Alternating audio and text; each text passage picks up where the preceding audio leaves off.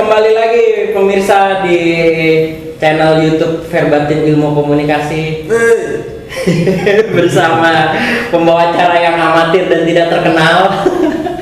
Saya dengan Benny Krisna. Di episode kali ini kita kedatangan tamu khusus dengan Bapak Virya Paramita. Jadi Bapak Virya ini gue manggilnya Jawir, dia teman lama dari kuliah, terus juga jadi wartawan juga. Di episode ini kita akan bahas bagaimana tips menulis berita dalam bahasa Inggris.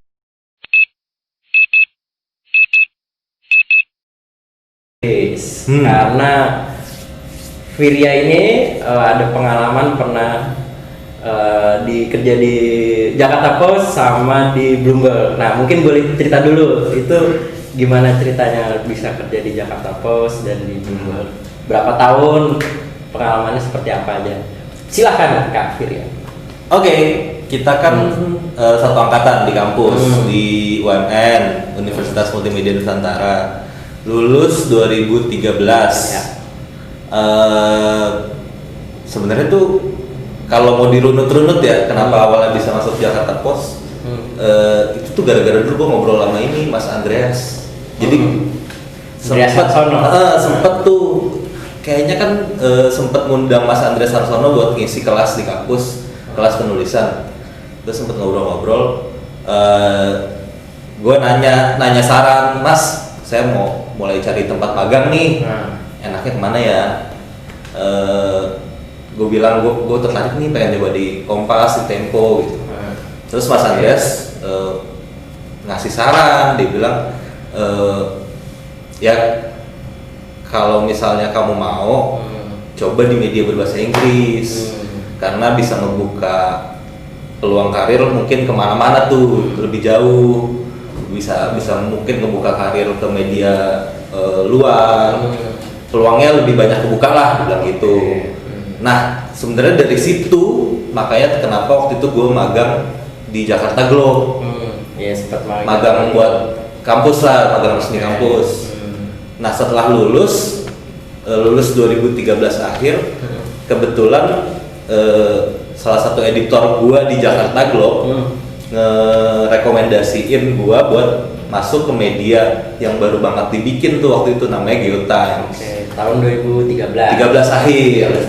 Masuk Geotimes sampai 2015 awal Februari, terus cabut untuk freelance, main teater, nulis kirim tulisan lepas sambil coba ngelamar Jakarta Post.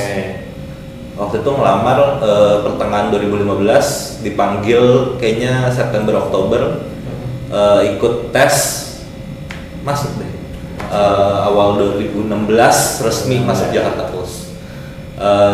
Ya masuk dengan background seadanya banget sih waktu itu, kalau bisa dibilang mungkin ya masih sangat basic lah ya ilmu bahasa Inggrisnya. Cuman beruntungnya karena di Jakarta Post ada program pendidikan jurnalistik dasar diulang lagi sama penulisan bahasa Inggrisnya, jadi kebantu banget.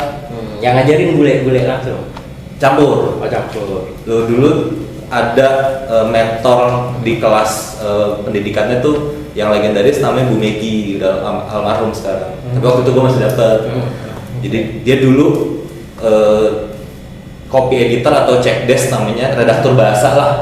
Terus dulu dia dari redaktur bahasa ditarik jadi wartawan sampai akhirnya jadi mentor di kelas.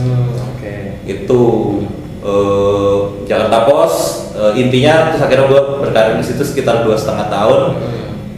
Pertengahan 2018 pindah ke Bloomberg. Gitu. Itu dua media bahasa Inggris lah. Akhirnya berkarir dari situ. Sampai Bloomberg sampai 2019 akhir. 2019 akhir berarti kurang lebih setahun setengah. Dari situ memutuskan freelance sampai sekarang. Nah, berarti total karir lu nulis berita dengan bahasa Inggris itu dari 2016 awal iya. Sampai 2000 yang kerja full time di media kan sampai 2019 akhir, berarti 16, 17, 18, 19, 4 tahun. Nah, Nah, kira-kira apa sih perbedaan menulis berita dalam bahasa Inggris dengan bahasa Indonesia? Apakah itu struktur kalimatnya atau struktur bahasanya? Soalnya kan kalau berita dalam bahasa Indonesia hard news itu kan yang penting di atas gitu kan. Atau kalau soft news semuanya sejajar, semuanya penting dan menarik. Nah, kalau nulis bahasa Inggris tuh bedanya apa gitu? Sebenarnya kalau di dasar-dasar teorinya yang kita udah pelajarin sama aja kan sebenarnya. Ada yang kita tulis dengan gaya hard news, piramida terbalik, tapi ada yang kita sebut juga dengan gaya story, ya lebih ke soft news tapi nggak sesoft itu dalam tanda kutip. Jadi maksudnya kita masuk dengan story kisah orang biasa, baru kita bridging ke isu yang lebih besar yang mau diangkat gitu. Cuman memang dari bahasanya memang berbeda ya. Gimana tuh? Waktu itu Pak Endi Bayuni mantan Pemret Jakpos sempat bilang menarik, dia bilang kayak gini, bahasa Inggris dan bahasa Indonesia beda banget. Bahasa Inggris itu cenderung lebih exact, lebih bisa precise.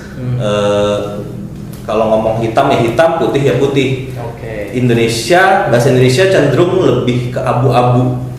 Nah, diksinya kali ya, pilihan katanya. Gue coba mikirin apa yang buat dia bisa ngomong gitu.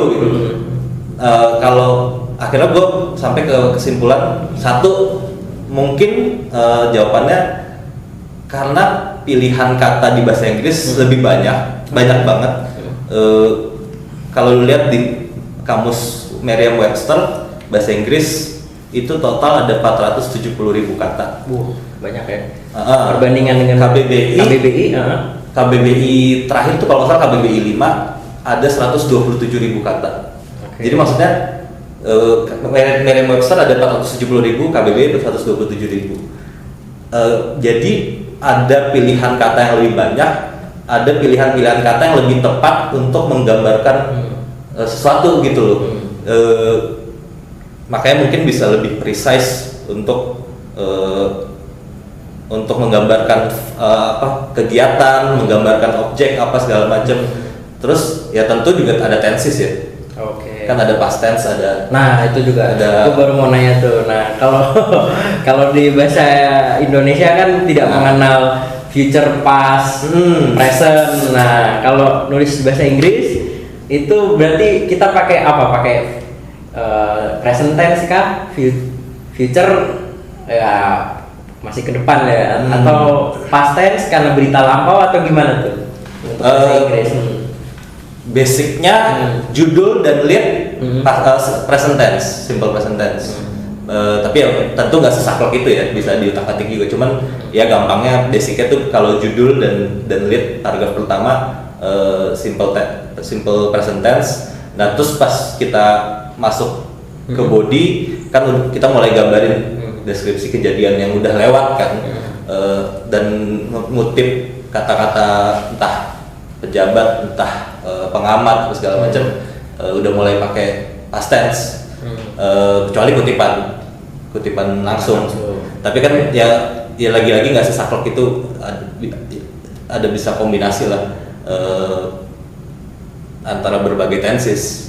Cuman ya itu lagi-lagi karena ada banyak tenses kan, jadi kita bisa lebih precise gambarin bahwa oh ini kejadian yang udah terjadi di lampau, bahwa ini masih terjadi saat ini, ini masih ongoing terjadi saat ini, gitu-gitu.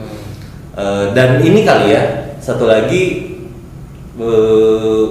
sebenarnya kan basic banget ya. Sebenarnya kita kan dari awal kuliah di kampus juga didorong pakai kalimat aktif. Betul. Cuman kan ya mungkin dalam keseharian nggak selalu kayak gitu penerapannya gitu. Apalagi kalau mungkin kita baca media-media online, mungkin banyak yang nggak ke situ gitu. Media online bahasa Inggris atau media online bahasa Indonesia? Oke. Nah, lagi-lagi mungkin lebih disiplin dalam implementasi itu aja kali ya. Maksudnya pasti didorong banget untuk kalimat aktif. Karena lagi-lagi kalau kita kalimat pasif kan kerap bersembunyi. Jadi misalnya dia dipaksa untuk melakukan ini dipaksa sama siapa gitu. Subjeknya nggak jelas siapa. Selalu pasti harus back to basic lagi. Kenapa nggak pakai kalimat aktif aja? Lebih concise, lebih precise sih, basic kayak gitu. Dan didorong untuk back to basic lagi kalimat aktif. Oke, jadi penggunaan, kembali lagi ke pertanyaan sebelumnya, penggunaan tenses itu tergantung dari Tergantung konteks dan apa yang ingin diberitakan, ingin ditulis ya. Kecuali kutipan langsung ya plek-plekan. Ya, judul lead itu present. Judul lead pasti present. Terus biasanya lead biasanya juga present. Oke. Terus ke bawah-bawahnya itu ya biasanya itu udah past tense tapi ada kombinasinya lah. Oke. Cuman memang lagi-lagi semua kan bisa karena biasa ya Ben ya. Beruntungnya pas di Jakarta Post itu kan gua ada pendidikan tuh. Normalnya 9 bulan sampai setahun pendidikannya, 6 bulan kayak probation gitu ya. 6 bulan 3 bulan di kelas, sisanya on the job training di lapangan gitu.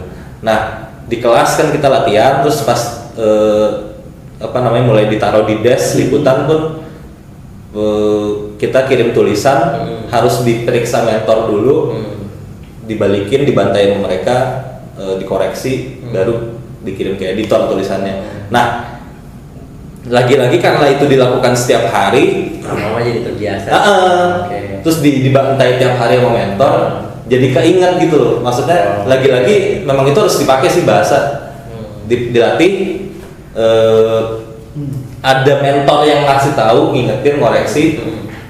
Kalau salah, jadi kita keinget, dan akhirnya kita improve terus. Terus tulisan terbit kita lihat yang diedit mana aja.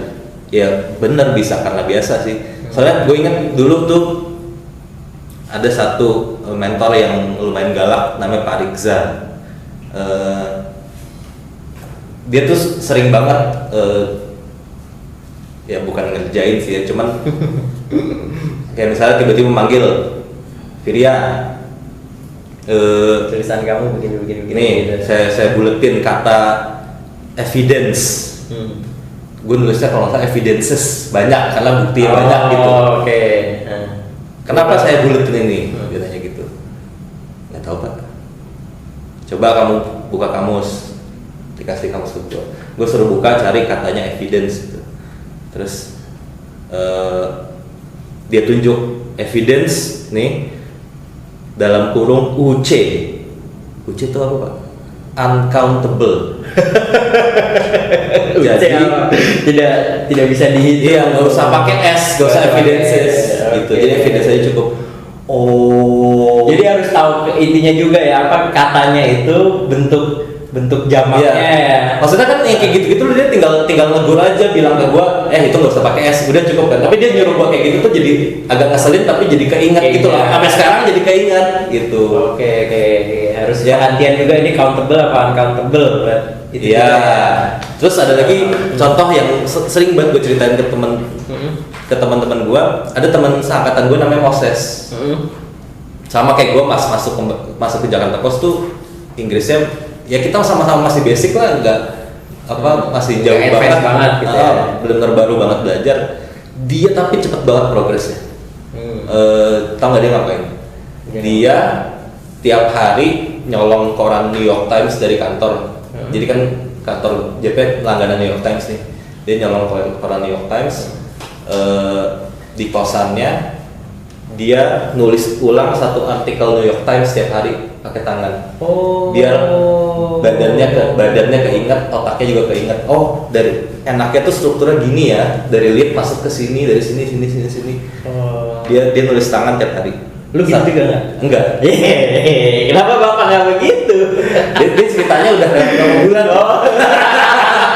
Tapi dia cepet banget gitu. Iya. Jadi dia kalau nemu kata sulit langsung dicari di kamus. Terus dia lihat strukturnya, kayak gini enak nih gitu. Ya lagi-lagi ini ya, Bisa, tiru amati gitu ya. Tiru modifikasi, tiru amati, modifikasi. Oke. Ya, Baik, gitu. baik. Bisa karena biasa sih. Bisa karena biasa.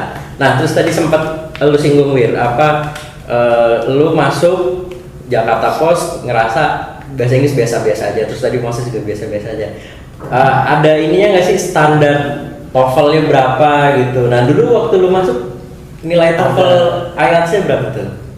Aduh, persisnya berapa ya? Jangan malu-malu gitu lah. Soalnya gue pakai TOEIC. Tinggi lah ini pasti tinggi. Gue pakai TOEIC yang dari kampus. Oh, dari kampus. Nah, berapa tuh? TOEIC berapa ya? Tapi rata-rata emang ada spesifikasi khusus buat teman-teman yang mau. Ada minimalnya deh, ada minimalnya. Nah, itu berapa tuh? Biar kalau yang mau nonton, wah gue harus ningkatin bahasa Inggris nih, gitu kan. Lupa saya Pak ya. Lupa saya. Di browsing ada kali ya. Di browsing ada. Kalau dicari harusnya ada pasti. Di browsing ada. Oke. Nah, terus ini Wir, kalau pas menulis itu kan kita kan narasumbernya bahasa Indonesia. Ya. Orang-orang Indonesia dong, pejabat Indonesia kan, mungkin DPR atau polisi atau siapa aja lah narasumber kita bahasa Indonesia. Nah, itu lu gimana? Lu parafrasekan ke bahasa Inggris dulu atau prosesnya seperti apa tuh dari sumber bahasa Indonesia, informasi bahasa Indonesia menjadi berita bahasa Inggris? Nah, itu seperti apa? Ini jadi berita utuh ya, bukan cuma kita translate ke kutipan. Lalu boleh juga ceritain aja. Nah, itu gimana tuh? Sebenarnya sama aja ya. Jadi misalkan lu ke tempat liputan, lu wawancara narasumber, ya, kan bahasa Indonesia tuh. Terus prosesnya langsung ditulis dengan bahasa Inggris. Udah langsung bisa? Karena jangan dua kali kerjanya. Oh gitu, gimana tuh? Maksudnya jangan kita tulis bahasa Indonesia dulu terus ke bahasa Inggris. Lama, dan selalu diingatkan saat tulis bahasa Inggris harus lu juga harus berpikir dengan cara bahasa Inggris gitu loh. Jangan, karena kelihatan banget kan bahasa Indonesia yang diterjemahin ke bahasa Inggris. Oh, ini mah pasti awal terjemahannya kayak gini nih. Atau kebalikannya. Kebalikannya bahasa Inggris yang diterjemahin ke bahasa Indonesia kok agak aneh ya. Oh gitu. Kalau kadang-kadang misalnya kita baca berita media, kayak BBC kan kadang suka ada terjemahan artikel bahasa Inggris ke Indonesia. Berasa kadang pasti berasa aneh kayak kok agak kurang enak ya. Karena terjemahan plek-plekan. Oke, nggak pakai konteks, nggak pakai tata bahasa yang tepat gitu. Jadi ya memang agak kaku atau nggak enak ya gitu. Jadi memang ya langsung biasain langsung di bahasa Inggris aja langsung sih. di bahasa Inggris aja. Ya bisa karena biasa sih lagi. Bisa karena biasa. Awalnya setengah mati. Awalnya kan gue bulan-bulan awal juga ke lapangan, terus lu tau Kalista nggak sih? Kalista. Ya, sekarang di BBC. Belum kenal. Dulu masih di Jakarta Post kan. Terus ngeliat dia lagi tikpad di Polda tuh masalah. Tikpad, langsung ngomong apa dia ketik cepet. Bahasa Indonesia kan tikpadnya. Gue ngintip. Terus Acik, tikpadnya bahasa Inggris. saya juga. Hebat sekali nih. Auto Google Translate loh gitu. Auto yang kalau Filipin jauh. Malu aku. Hebat juga dia, hebat. Itu kan semua bisa karena biasa. Akhirnya gue juga kedua tahun ketiga di JP ya udah bisa seperti itu. Cuma semua karena biasa. Ya liputan. Tapi biasanya sih gue tikpad kalau lagi liputan tetap ini sih bahasa Indonesia. Karena kadang suka berbagi sama teman-teman. Iya. Tikpadnya ya, oke. Gitu. Nah, PR-nya juga pas kita nge-translate kutipan narsum jadi kutipan bahasa Inggris, emang kadang ada kalimat-kalimat yang kalau di-translate plek-plekan tuh aneh banget. Ya apa ya, cuman akhirnya kadang banyak yang nggak bisa kita paksain, udah deh dibikin entah pilih kutipan yang lain atau yang penting itu kita jadiin kalimat gak langsung aja. Soalnya kalau plek-plekan banget, aduh kok aneh banget ya ngomongnya kayak gini kalau jadi bahasa Inggris. Memang ada yang nggak bisa dipaksain sih. Apalagi kadang-kadang ya kalau gue di istana tuh liputan 2018-19 ya. Kan sering gue live report pas Jokowi pidato. Jadi langsung kirim nih ke kantor dengan bahasa Inggris pas gue di Bloomberg tuh. Jokowi tuh salah satu yang tricky untuk live report bahasa Inggris. Oh gitu, kenapa tuh? Tata bahasanya jelek. Kalau di Inggris kan ya? Enggak, dia nih kalau perhatiin ya, kalimat belum habis, ada anak kalimat baru, belum habis, ada anak kalimat baru, terus balik ke yang awal. Ini gimana ya? Contohnya coba Wir yang gue ingat. Gimana ya? Tapi jadi bikin bingung pas lagi nge-translate-nya soalnya sering kayak gitu. Pokoknya udah kalimatnya belum selesai, tiba-tiba ada anak kalimat, tiba-tiba yang mana gini, yang mana, tapi kan balik lagi, gitu loh, nggak terstruktur gitu kalimatnya.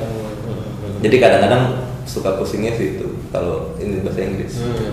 Oke, terus tadi kan lu pernah kerja untuk Jakpos dan Bloomberg ya kan, sama-sama berbahasa Inggris, sama-sama menulis berita berbahasa Inggris. Tapi kan bentuk beritanya beda ya. Nah, kalau Jakpos mungkin lebih komplit, lebih panjang. Kalau Bloomberg yang concise, yang padat-padat aja. Nah, mungkin lu bisa ceritain Wir, gimana perbedaan nulis buat Jakpos dan nulis untuk wire kayak Bloomberg, gimana? Ya. Kan kalau Jakpos koran. Walaupun gue sebenarnya aslinya wartawan koran, tapi juga ada tugas nyetor online lah, ada kuotanya sehari 2-3 berita gitu. Tapi kan tugas utamanya koran.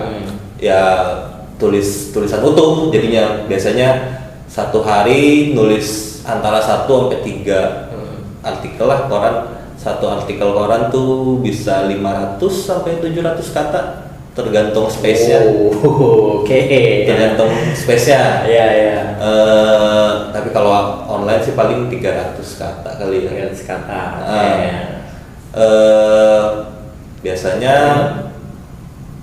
kalau gua kan desk business itu deadline-nya jam 6:30-7 malam lah.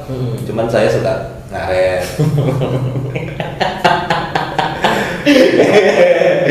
Jam 7 tapi masih cetak lah ya. Cuman tapi kadang-kadang juga Pak, kalau jujur kadang-kadang nih saya udah selesai jam 4:30 sore gitu, tapi saya kirim tetap jam 6 lewat. udah resign loh Pak ini.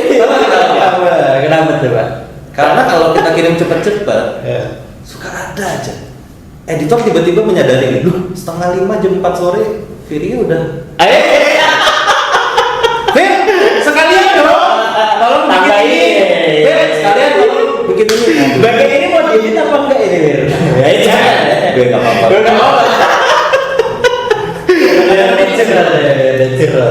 Suka begitu Pak. Apalagi kalau lagi di kantor. Lagi di kantor udah kelihatan nih udah ngirim nih si Firly jam 4 sore. Boleh di kantor udah.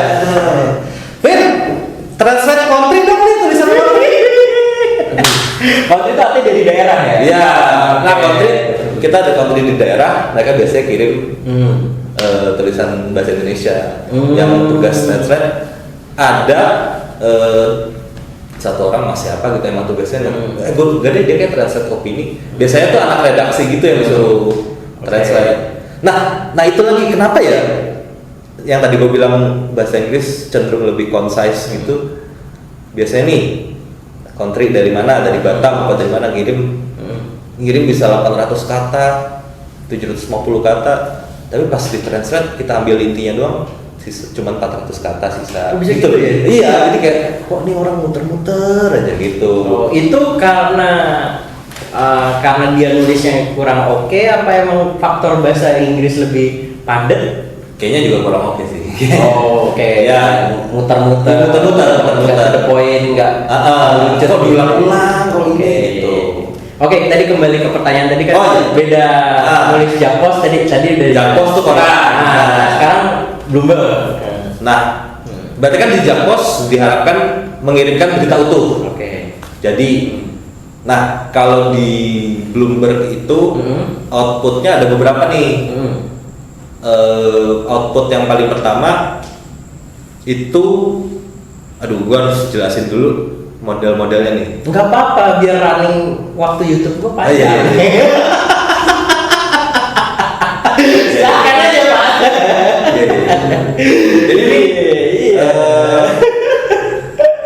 Jadi kan kalau misalnya orang langganan terminal Bloomberg, dia bisa dapat tuh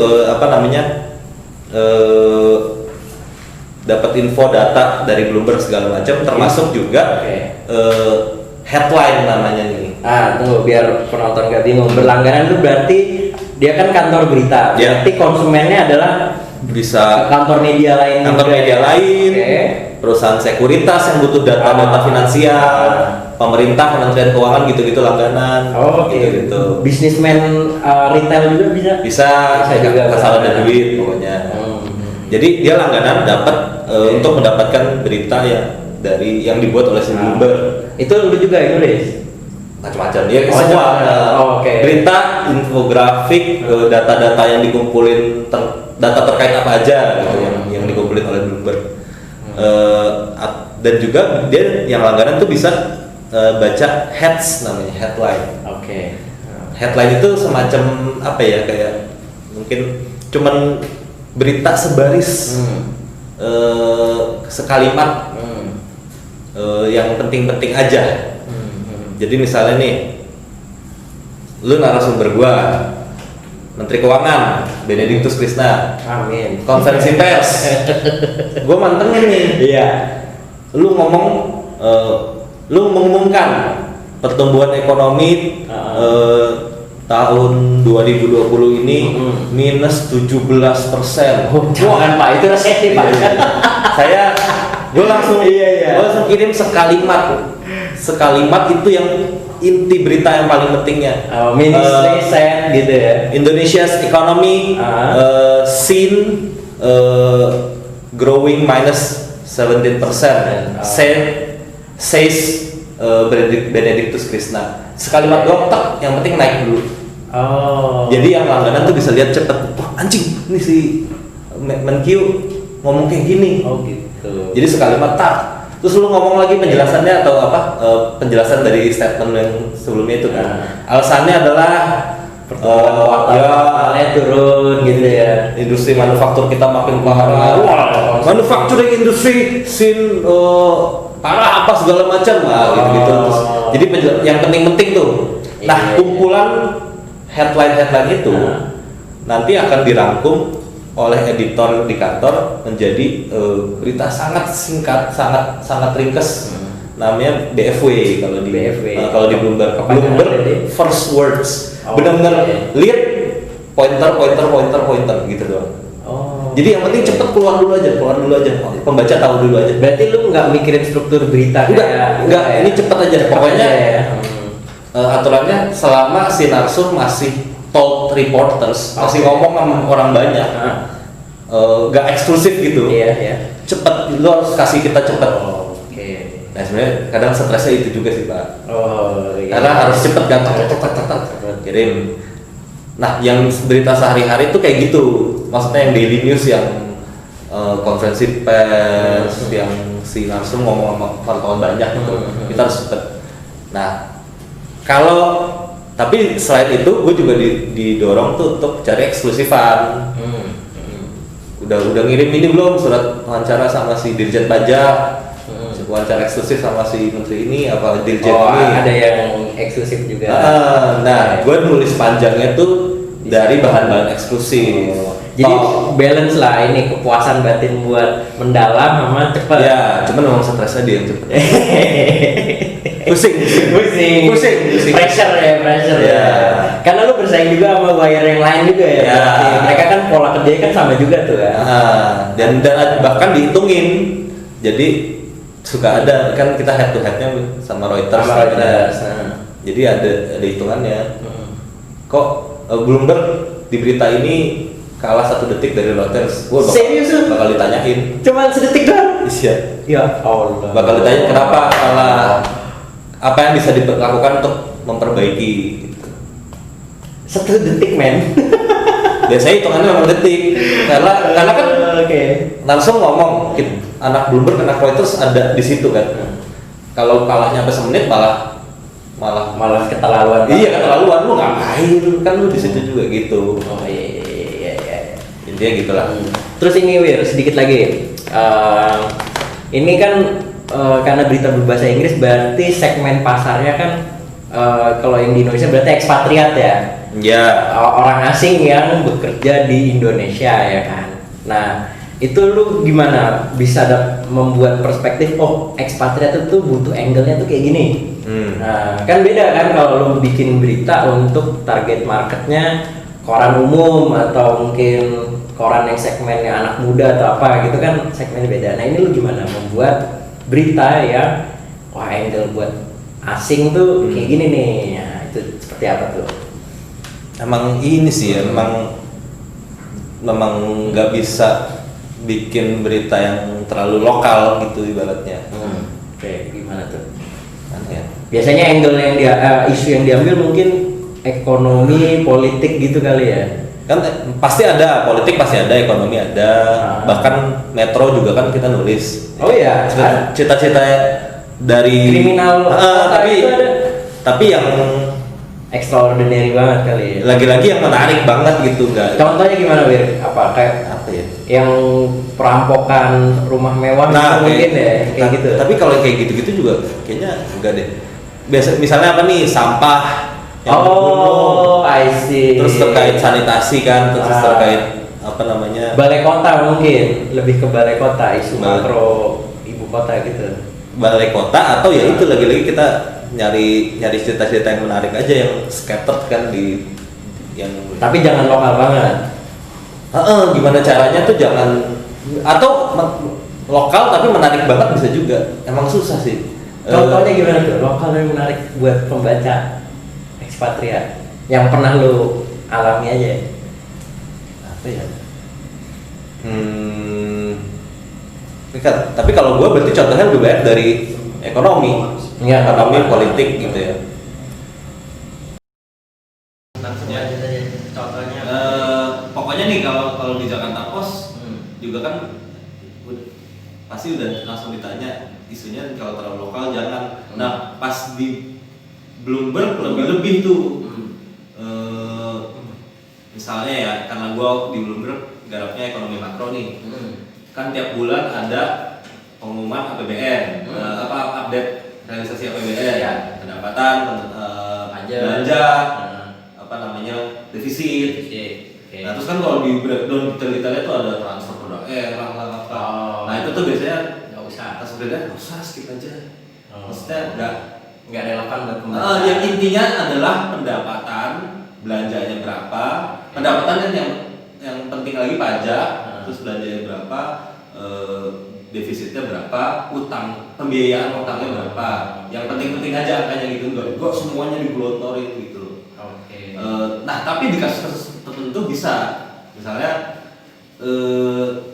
dana desa transfer ke daerah tuh sekali-kalinya dibikin beritanya menjelang pilpres. Jadi kayak ngeliat trennya gitu. Menjelang ini trennya naik, menjelang pilpres gitu-gitu. Jadi harus sesuai konteks aja. Cuman secara umum enggak. Kalau dianggapnya terlalu lokal banget. Berarti yang gue tangkap tuh lebih banyak ekonomi dan politik sebenarnya ya. Kalau hal-hal kayak science atau mungkin culture gitu itu banyakan di Geotimes. Di awal bukan enggak, tapi kalau di Bloomberg enggak bikin itu. Enggak. Di Bloomberg tuh ekonomi dan politik lah. Ekonomi dan politik yang kuatnya ya. Di Jakpos masih ada ya rubrik. Culture apa tadi? Science itu masih ada juga ya. Enggak spesifik. Science apa segala macam gitu. Tapi kalau misalkan ada extraordinary event kayak misalnya tsunami gitu ya, atau gempa bumi gitu, Bloomberg atau Jakpos ngambil? Pasti ya. Kan efeknya gede, impactnya gede juga. Terus tapi lagi-lagi ya kayak misalnya Bloomberg kan fokusnya ekonomi dan keuangan. Waktu waktu ada apa namanya tsunami di Palu ya. Waktu itu siapa yang jadi waktu itu adalah fokusnya kita selain memberitakan bencananya langsung follow up ke perusahaan-perusahaan gede yang beroperasi di sekitar situ. Terdampak nggak? Gimana operasinya di sana? Lagi-lagi karena fokus medianya ya. Kan fokus media lain bisa beda lagi bisa beda gitu. Di situ ada perusahaan asingnya juga berarti ya. Di sekitar situ apa ya? Lalu ya. Berarti kalau misalkan diliput maksudku korporasinya korporasi yang ada kaitannya sama luar gitu atau ya biasanya gitu yang karena pembaca juga membaca ekspatriat. Oke, ini pertanyaan pamungkas nih buat penutup episode kita yang satu ini. Buat teman-teman yang mau nulis berita bahasa Inggris atau mau masuk media dengan nulis berita bahasa Inggris, apa yang harus dipersiapkan? Tips-tipsnya gitu. Ya, kalau punya rezeki ngeles bahasa Inggris. Sambil belajar otodidak juga lebih mudah sambil kita maksudnya kita surround ourselves tuh dengan segala hal berbau bahasa Inggris, dengan bahasa Inggris, bacaan bahasa Inggris, terus kalau bisa lakuin yang kayak temen gue si Moses tadi itu. Nah, apalagi sekarang ada aplikasi ini, tau nggak? Grammarly. Apa tuh? Grammarly itu dia ngecekin grammar kita. Kita copy tulisan bahasa Inggris kita masukin situ, dia kasih correction, dia kasih suggestion. Ini mendingan pakai kata ini. Anjing makin canggih, makin ngeri gitu sebenarnya ya. Tapi mempermudah. Iya. Nah itu membantu sih betul banget. Apalagi kan setelah gua freelance, dulu kan zaman di media ada editor atau redaktur bahasa yang akan ngebantai lu kan. Jadi lu tahu lu salah. Nah pas freelance kan nggak ada. Nah itu aplikasi itu sebenarnya membantu di situ. Oke. Baik, rasanya itu dulu ya untuk episode kali ini. Mohon maaf saya sotoy ya. Ini berdasarkan pengalaman saja. Pengalaman yang belum seberapa sebenarnya. Gak apa-apa buat nambah-nambah episode konten gitu loh.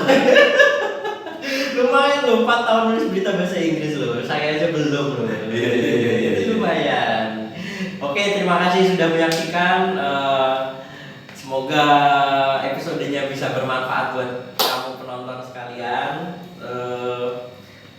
Jangan lupa untuk like dan subscribe dan tonton terus episode-episode kami berikutnya. Terus saya suka mengutip kata Soleh Solihun, kalau kamu suka tolong cerita ke teman kamu. Kalau nggak suka ya udah diem aja. Oke, sekian dari saya di sini Beri Kristan dengan Virya Paramita pamit dulu. Terima kasih.